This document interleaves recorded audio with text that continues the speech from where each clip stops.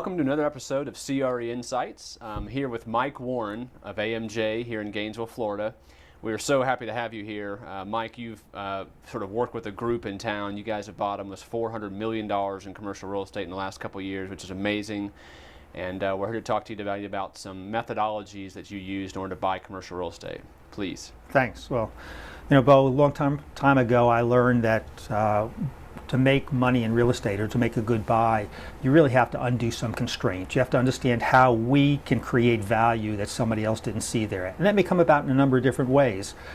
There was a Malaysian real estate developer who said we create value in real estate by undoing constraints. I firmly believe that. So true.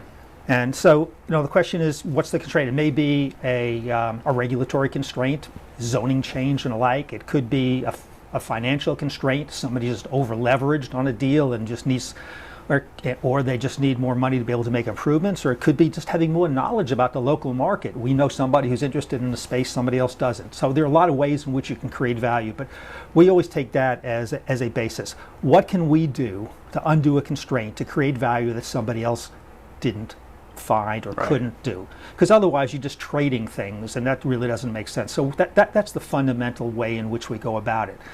So we really look very hard on what can we do, and part of that then is understanding what is the risks associated with any property. So we really spend a lot of time trying, what I say, corralling the risks, getting an idea of what are the risks and how do we minimize them, or at least understand them. Okay, the worst possible thing is to find out after you've done something to find, oh my God, I never thought about that. Right. So it's the things that we don't know, that we don't even know to ask about, that scare us the most. We really spend a lot of time trying to go over all of the things, talking to people, getting insights, and finding out about the property so we can corral the risk. And therefore we have a very good idea of not only what is our best response, so what can we best do with this property, but probably what is the worst that's going to happen to us too. We try to bound that. So knowing the risk gives us an ability to bound that. We try to put these things into a fairly sophisticated mathematical model. I don't like Argus and stuff like that because you put inputs in and you have no idea if whether somebody in the moon is doing it or so whatever. You build them right in Excel. We build Excel spreadsheets that we feel that we understand what the requirements are and what the relationship between parameters are. And then we look at these things and say, okay, what happens if we can't lease this or we don't get this rate?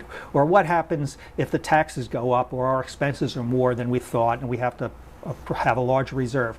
We can look at all those things. And once we understand what the risks are, we feel we can put bounds on some of these parameters, and it gives us a lot of confidence.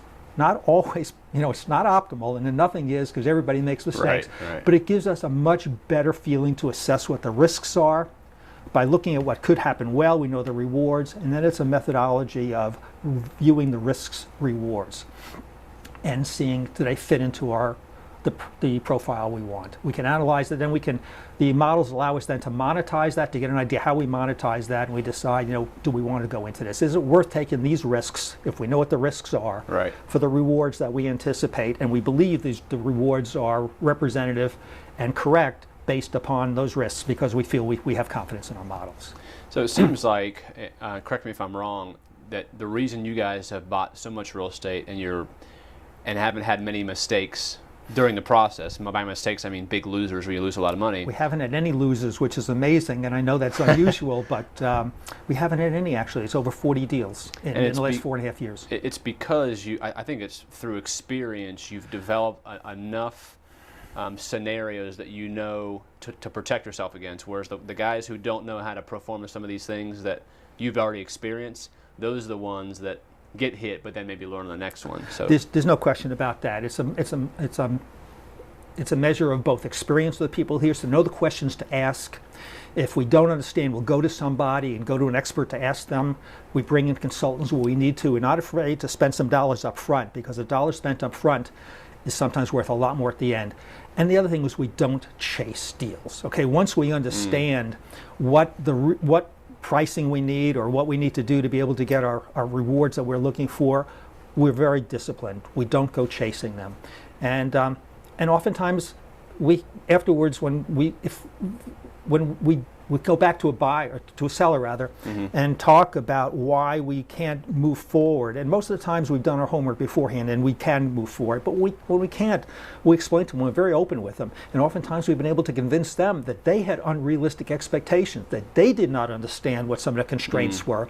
And we just did a deal in Chicago. We'll close in early June, where we went back to a very large institutional holder of real estate. I can't mention the name at this point, and convinced them that their expectations are unrealistic. And when they looked at what we had done and they saw what we had done, they said, "You're right," and they came back to a price we had on that. And because we were able to show them, and we really were able to document it. Same things work with banks when we bought distressed debt and REO. So. One of the things I really learned from you was that the things that you don't buy are oftentimes the best investments. Oh, there's no question. We tend to be conservative. We know what we want to do, and we will only move forward if we believe with good confidence that it meets our objectives. You know, there's an old saying somewhere, "Don't try to catch a falling knife." Right. We believe that. Just because something's cheap doesn't mean it's good. You know, there obviously could be problems. You know, it may interest us to look at something that is relatively cheap, but we quickly understand and we go in it looking for, okay, what are the problems? There was somebody called me up about 2 months ago about a building in Florida that was very, very inexpensive. It's far below what the cost to reproduce is. Right. And I explained to him, it took me 10 minutes to say, that's 1/5 the cost. Okay, your acquisition is 1/5 the cost. Right. You got to go ahead and rehab the whole thing.